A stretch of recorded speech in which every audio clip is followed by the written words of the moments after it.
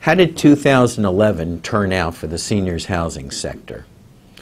Well, simply said, it was quite impressive relative to other real estate sectors. And by year-end, occupancy figures were approaching 89% with slight improvements in profit margins throughout the country. Yes, 2011 was the year of the healthcare REIT.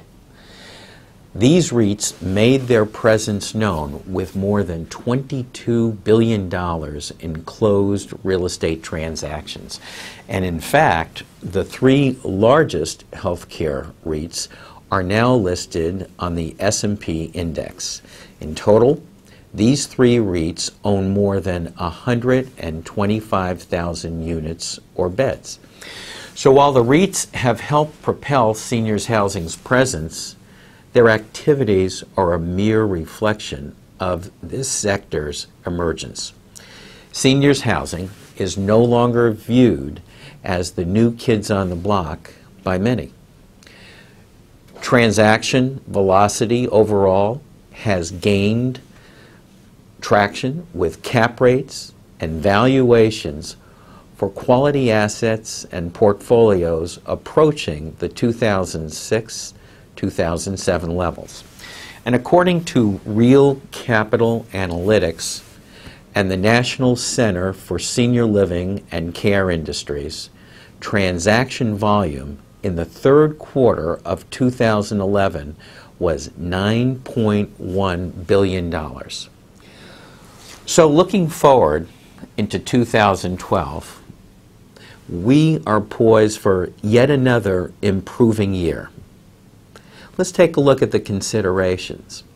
Demographics remain on our side.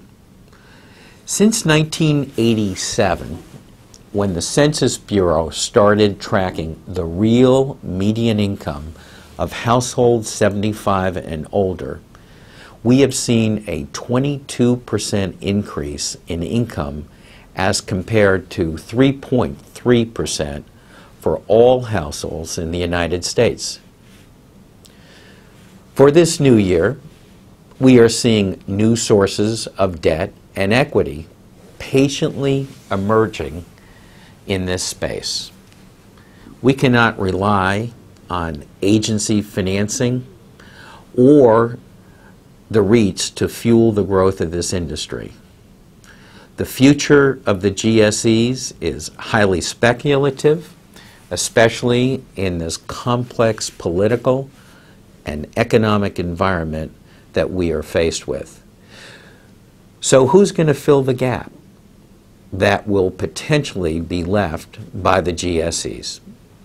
Well, what we're finding here in recent months, and certainly going into 2012, we're going to be seeing life companies, banks, on a selective basis, the banks, private equity firms, pension funds, and certainly offshore investors who are seeking reasonable returns and safe havens for their funds. So what should one look for when considering investments in this space?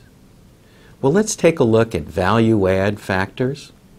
For example, the conversion of independent living units to assisted living units. That's a huge value add, a tremendous revenue bump, and a way to retain residents longer term. The integration of ancillary services also to boost revenues and, in addition, to reduce turnover in these communities. Do you want to own or do you want to lease with a REIT or an investor? In the case of the REIT, you can either consider a longer term net lease, triple net lease, or a RIDEA structure using the REIT as your effectively joint venture partner. You want to look at the culture of the current operating entity, and if that culture fits with your needs and certainly the needs of residents over time. Finally, you want to recognize the intrinsic value of institutional grade assets and portfolios for acquisitions, or clear winners for turnarounds. In both cases, what we have found in the industry over many years, and certainly now, there really is no margin for error any longer in this business.